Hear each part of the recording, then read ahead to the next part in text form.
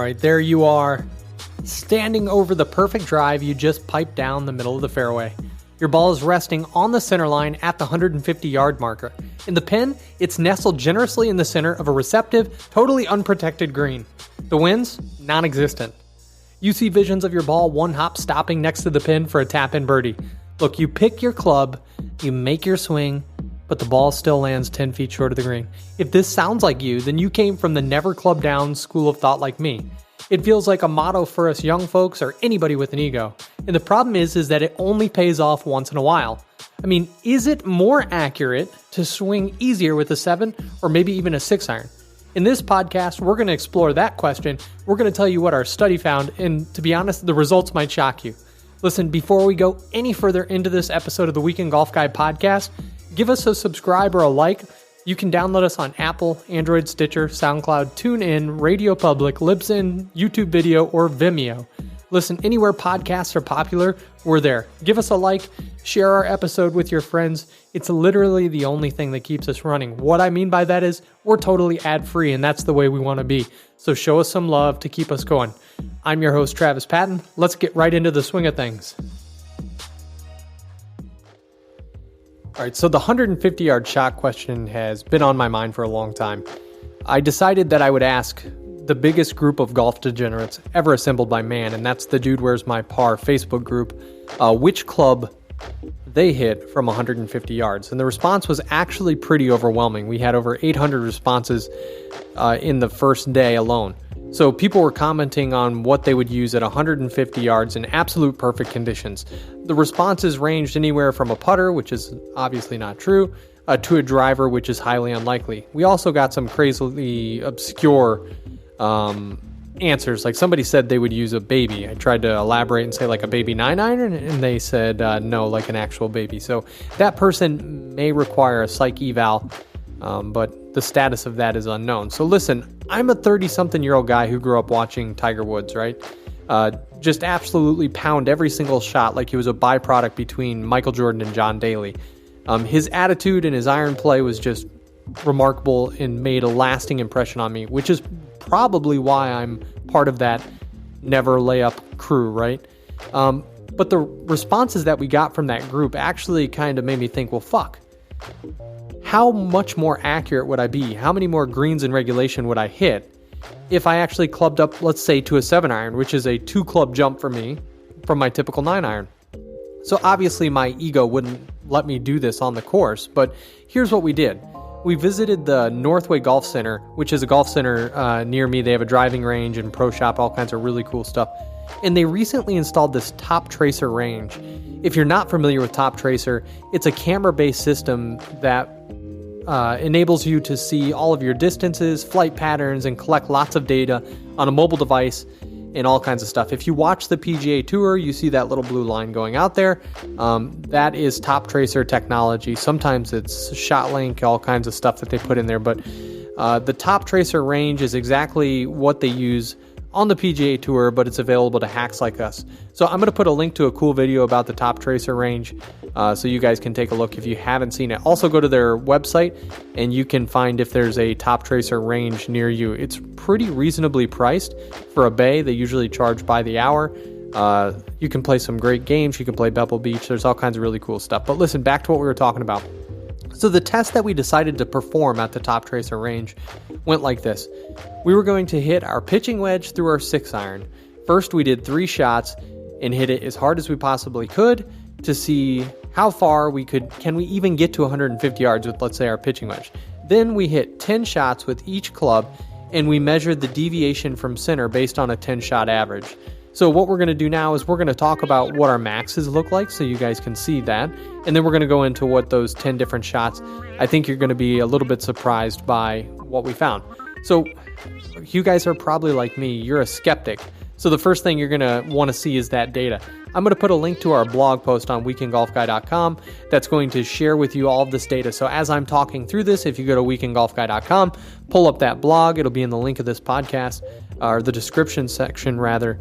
You can follow along with us and see the data. That way, you can call my bluff or whatever. But okay, moving right into the maxes. Let's do it. All right, starting with the pitching wedge max. I hit that club 147 yards, and that's carry. The ball went 101 miles per hour, and I was 10 feet offline. I think that's pretty good. That means I can almost get it to the 150-yard mark. If I were to hit another 10 shots, I'm fairly confident 1 out of 10 times I could push that carry of 150 yards. If I had a little helping wind, that would have been nice. But the conditions that we were hitting in that day were actually pretty ideal. It was warm. It was 85 degrees. There was almost no wind. It was in the afternoon, so the air was pretty heavy. For my 9-iron, my max was 164 yards of carry, a ball speed of 109 miles per hour. I was 4 feet offline. I would take that shot any day. My 8-iron was 172 yards of carry, ball speed of 114 miles per hour, and I was 46 feet offline. So holy shit, I just yanked that left. But all right, moving on. 7-iron, 196 yards of carry, ball speed of 124, and I was 18 feet offline. Now that is a crushed 7-iron for me. I can hit it 200 sometimes with the roll, but 196 yards of carry, that was even, it kind of surprised me. Now my 6-iron was not that much farther. At 198 yards carry, the ball speed was 126 miles per hour, and I was offline by 28 feet. So pretty surprising stuff there. What we found is that realistically, every single one of those clubs, from a pitching wedge to a 6-iron, I could hit 150 yards. That's what we were trying to establish here. We did that. This is our baseline. Again, I'm posting all this data up there so you guys can take a look at it on our blog. Yeah, the link will be in the description. So let's go ahead and jump right into what we found with our 10 shots.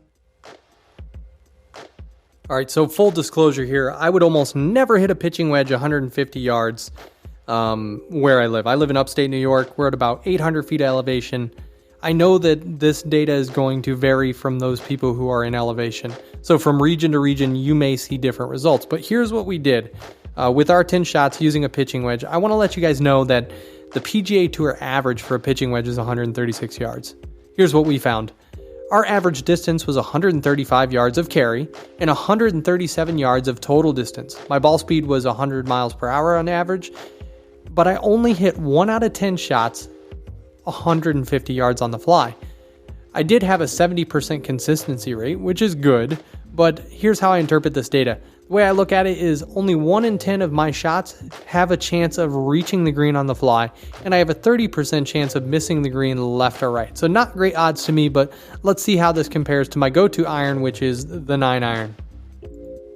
So with my 9-iron, I had 147 yards average carry, 151 yards of total distance, so that's pretty good. Not a lot of deviation on my distance there.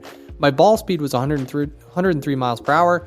I had a 48-degree angle of attack, and the problem was here is my embarrassingly low consistency. I'm actually a little nervous to share this with you. I know I'm going to get a beat up, but listen, whatever. 64% consistent with my go-to club. This actually explains a lot why I'm losing shots on the course. Conventional wisdom would tell us that an 8-iron's got to be better than that 64% consistency. Why? Because we're kind of letting off of a club, nice smooth swing. Here's what we found with the 8-iron.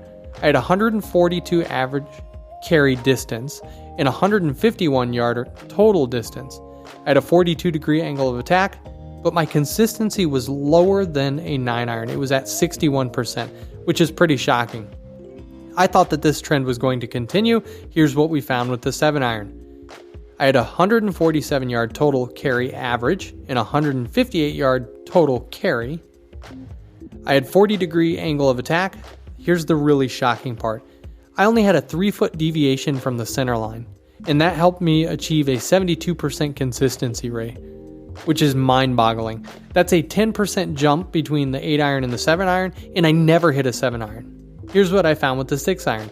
I had a 141 yard average carry and 154 yard total carry. I had a 36-degree angle of attack. I only had a 1-foot difference of my average deviation at 4 feet from my 7-iron, and I was 82% consistent with my shots. Here's what I think contributed to that. With the 7-iron and the 6-iron, I was able to start the ball left of the target and work it back to the right, hitting this really tiny, very consistent baby fade. I did that by using a 3/4 shot, putting the ball a little bit more forward in my stance, and just swinging really, really easy. It was very natural feeling. I would be terrified to do that out on a golf course. Why? Because my ego gets in the way. but maybe, just maybe, I'll start doing that. What I need to do is figure out how to get that ball flight up so I can get the dispersion between my average carry and my total yards a little bit closer together. So listen, what do you think? I mean, go and do this test on your own. However, if you need to go to a football field and practice it at 100 yards, whatever you need to do, go and do this same test at your local top tracer range, in your backyard, on your SkyTrack or golf simulator if you have one. Share your thoughts with us. What happened? I'm totally blown away by these findings. I hope you are too. I hope you enjoyed this podcast. I hope you took something away from it. Maybe you're going to go out there when nobody's looking and start hitting a 6-iron from 150 yards, or maybe you're already doing this and you can just say, listen, Travis, you're a dumbass because you should have been doing this a lot longer. Hey, thanks for joining the Weekend Golf Guy podcast. Before you go any further, please subscribe to our podcast anywhere podcasts are popular. Visit weekendgolfguy.com, check out our blog, share what your thoughts are about our blog post, and join the Dude Where's My Par Facebook group. We post a lot of good stuff in there too. Thanks for listening to the Weekend Golf Guy podcast. Until next time, keep swinging.